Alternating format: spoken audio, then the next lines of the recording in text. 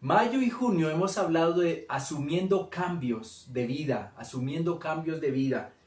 Y en ese sentido, cuando hablamos de asumir, y lo he repetido en más de una ocasión, me gusta mucho el concepto de tomar para sí, es decir, internarlo dentro tuyo. Sé que suena redundante, pero es importante que entendamos el concepto y lo aceptemos.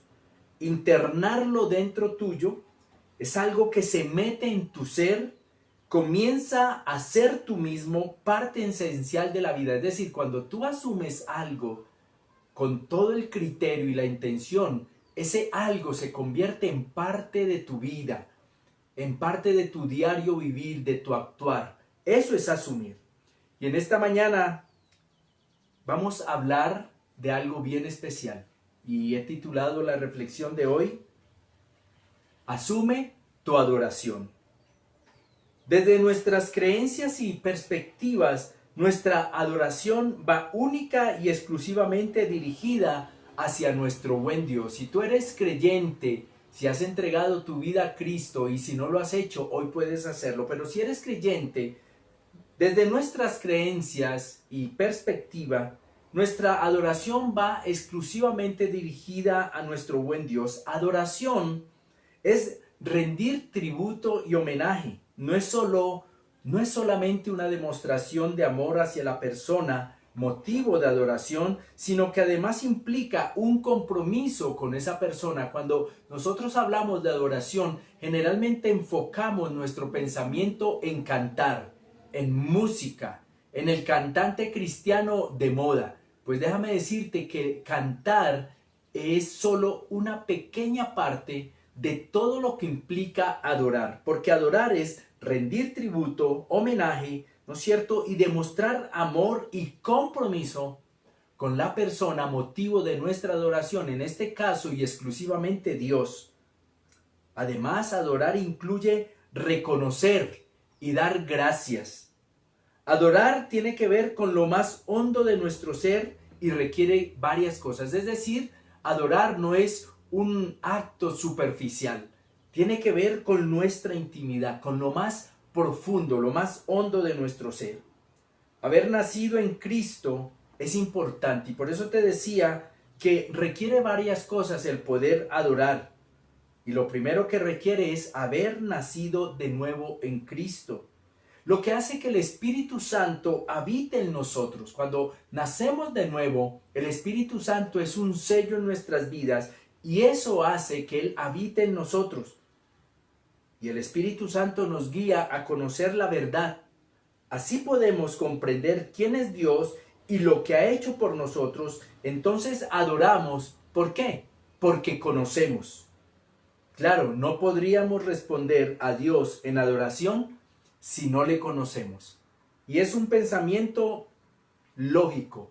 Tú no puedes adorar algo o alguien si no lo conoces. El Espíritu Santo entonces nos enseña quién es Dios y también nos muestra qué ha hecho Dios por nosotros. Entonces lo conocemos y por tanto nuestra adoración tiene sentido y una motivación clara.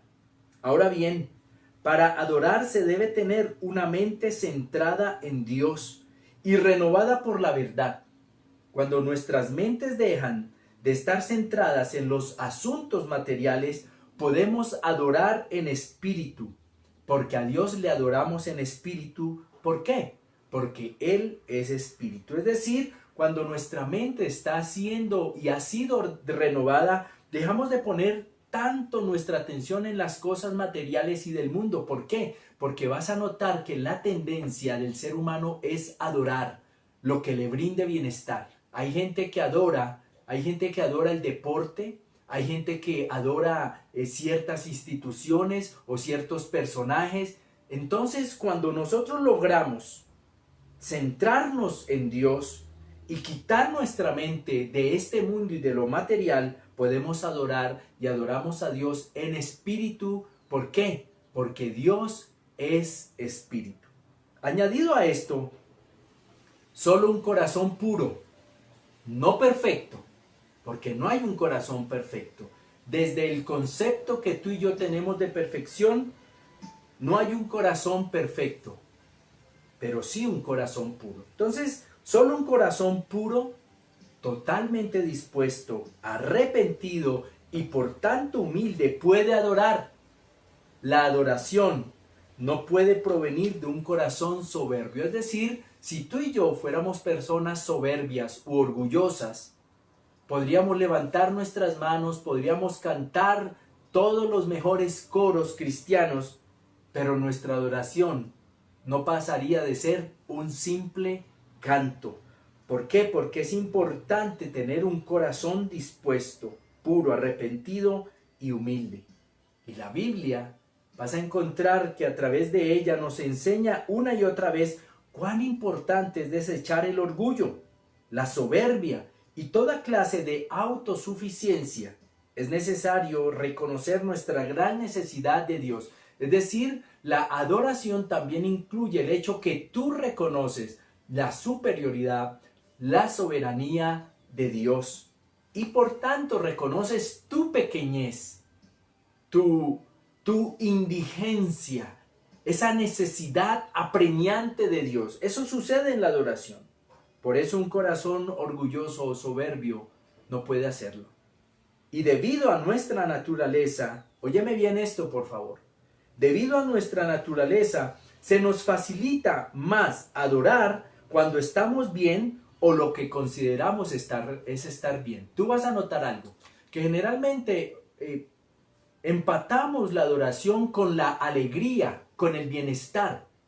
Y por eso se nos facilita más adorar a Dios cuando estamos bien.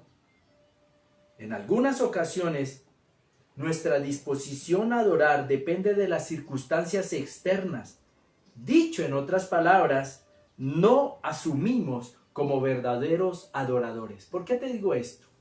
Porque muchas veces nuestra adoración, nuestra acción de gracias, nuestro homenaje, nuestro tributo a Dios depende de las circunstancias externas. Y por eso cuando la situación está difícil, cuando está compleja, como precisamente hoy lo estamos viviendo a nivel mundial, la adoración entonces pierde validez para muchos de nosotros, pierde la fuerza para muchos de nosotros. Por eso me atrevo a decir que en circunstancias difíciles no asumimos como verdaderos adoradores. Ahora, surge entonces una pregunta. ¿Cómo adorar en tiempos difíciles? ¿Cómo lo logramos? Y Nancy ya había leído un texto del profeta Habacuc, capítulo 3, verso 17 al 18. Que quiero que nuevamente por favor leamos. Dice la palabra de Dios, y de hecho esto es parte de un hermoso himno cristiano. Dice allí la palabra, aunque la higuera no florezca ni en las vides haya fruto, aunque falte el producto del olivo y los campos no produzcan alimento, aunque se acaben las ovejas del redil y no haya vacas en los establos, con todo, yo me alegraré en el Señor y me gozaré en el Dios de mi salvación. Este libro, déjame contarte rápidamente algo sobre este libro. Este libro parece haber sido escrito durante un terrible tiempo de apostasía. ¿Qué es apostasía? Apostasía es la negación de la fe, es renunciar a ella. Y el pueblo de Israel estaba viviendo un terrible tiempo de apostasía.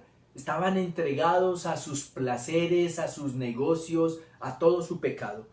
En términos generales, los males que Habacuc atribuye a su pueblo y de los cuales se queja, también corresponden con este periodo. Y te animo a que leas al profeta Habacuc. Es un libro muy cortito que no vas a tardar más de 15 minutos en leerlo y es muy, muy edificante. Por lo general, la fecha del 630 a.C. ha sido asignada a su profecía. El profeta bien conocía la crisis que Babilonia pronto habría de provocar a su pueblo por causa de sus pecados. Una crisis que finalmente resultaría en el cautiverio de Judá. Es decir, había un imperio, el imperio babilónico, un imperio realmente malvado, violento, y se cernía sobre la nación de Israel el peligro de una invasión que evidentemente sucede y termina finalmente en el cautiverio de Judá. Habacuc amonestó anticipadamente a la nación en cuanto a esa crisis y también predijo el castigo divino sobre la Babilonia, idólatra e inicua, enemiga de Dios y de su pueblo.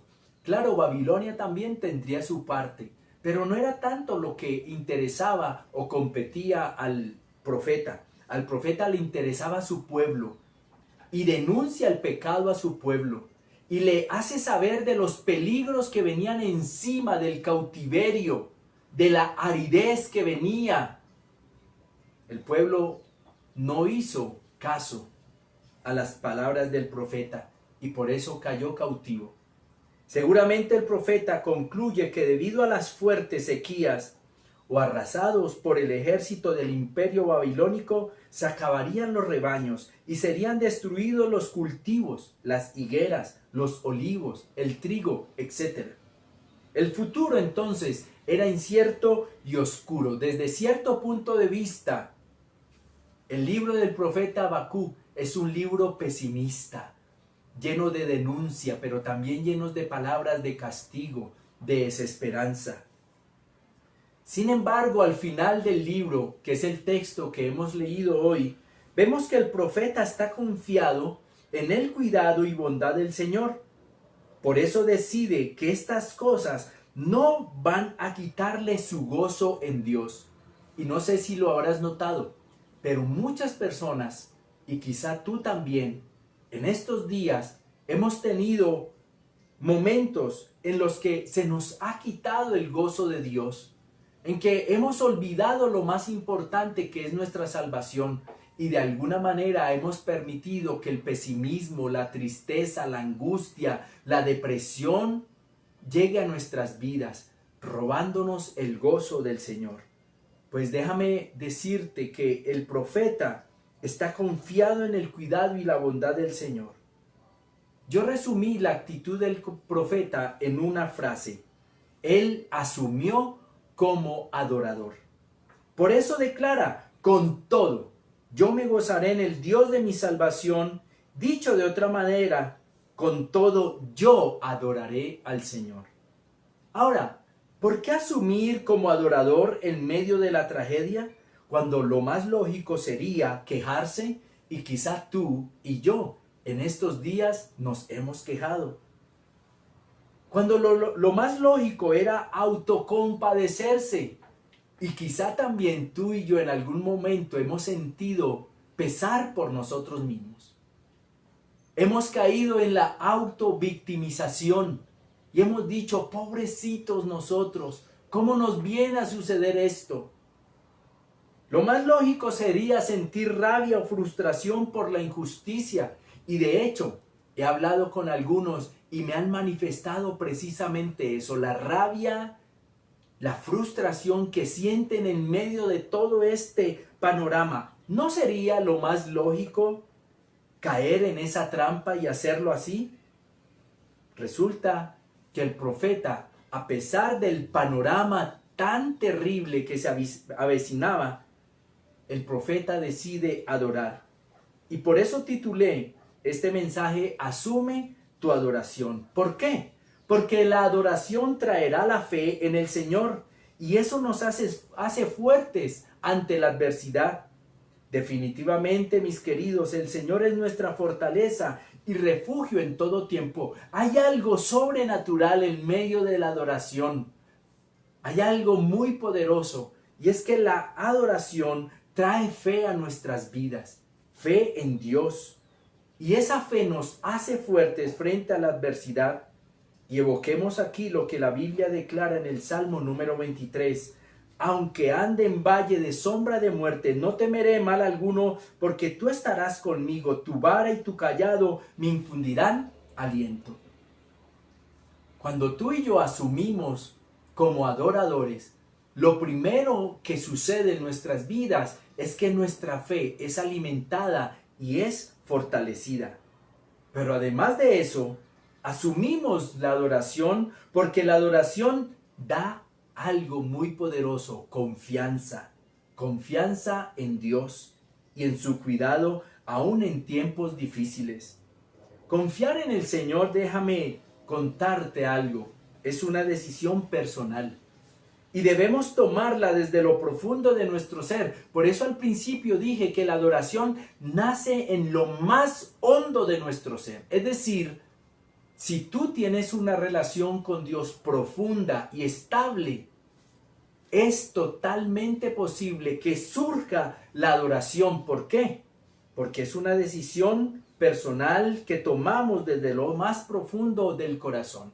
Es decir, no pretendas sentir deseos de adorar, porque quizá hay momentos donde no vas a sentir deseo.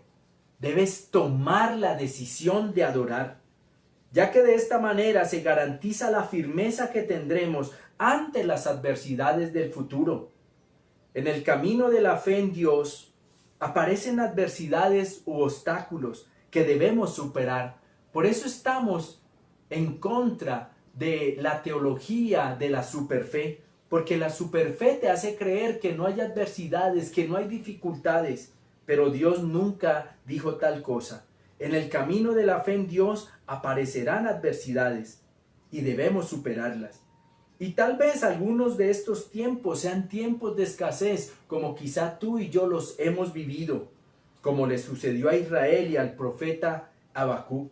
Son tiempos en los que debemos fortalecernos en el poder del Señor, pues al final la bendición sobrenatural se hará manifiesta. Y esa era la confianza del profeta Habacuc. Dios tiene cuidado de sus hijos en todo tiempo. Entonces la adoración, lo primero que te trae es fe en el Señor, y lo segundo que te trae es confianza en Dios. Me gusta mucho la versión Dios habla hoy al momento de traducir las palabras del profeta. Permíteme leer esta porción, pero quiero añadir el verso 19. Habacuc capítulo 3, verso 17 al 19 dice: Entonces me llenaré de alegría a causa del Señor mi Salvador. Le alabaré, aunque no florezcan las higueras, ni den fruto los viñedos y los olivares. Aunque los campos no den su cosecha, aunque se acaben los rebaños de ovejas y no haya reses en los establos, porque el Señor me da fuerzas, da a mis piernas la ligereza del ciervo y me lleva a alturas donde estaré a salvo. ¡Qué hermosa versión! El final no podía ser mejor.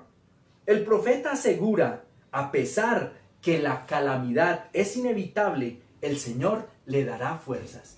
Y mira, en estos escenarios en los que estamos ahora, hay muchas cosas, muchos asuntos que son totalmente inevitables. Pero el profeta asegura que a pesar de que es inevitable, Dios le dará fuerzas. Y Dios quiere que tú y yo en esta mañana, en medio de la adoración, le digamos al Señor: Señor, yo sé que tú me estás dando fuerzas. Pero el profeta también habla de la ligereza del siervo para remontar las montañas, evocando la tranquilidad que se vive cuando se confía plenamente en el Señor. ¡Qué figura tan hermosa! Y quizá has visto en algún documental sobre la naturaleza, sobre esos ciervos que logran trepar unas montañas que uno dice: Dios mío, ¿cómo logran subir por allá? Pero lo hacen con una facilidad, con una confianza en sí mismos pasmosa. Y tú ves esos programas y dices: ya se va a caer, ya se va a resbalar, pero allí se sostienen. No los ves tambaleantes ni los ves asustados. En ese mismo sentido, Dios nos hace vivir confiadamente, plenamente esperando en Él. Tranquilidad en medio de la angustia, confianza en medio de la angustia, llevándolo finalmente por fe a las alturas para estar a salvo. ¿Sabes? Estos siervos muchas veces trepan esos acantilados porque están huyendo de sus predadores para estar a salvo. Por terrible que sea la tragedia, tendrá un final de bienestar para el profeta y también para ti y para mí. No importa lo que estemos pasando, y es que de verdad no importa. No importa lo que estemos viviendo, no importa. Cuando tú y yo asumimos nuestra adoración, llega esa confianza y llegamos a las alturas donde nos ponemos a salvo. Y sabes, por terrible que sea la tragedia, no va a durar para toda la vida. El único eterno realmente es Dios. El profeta, en medio de su realidad, entonces decide asumir su vida de adoración. Adoración al Dios que nunca le ha fallado.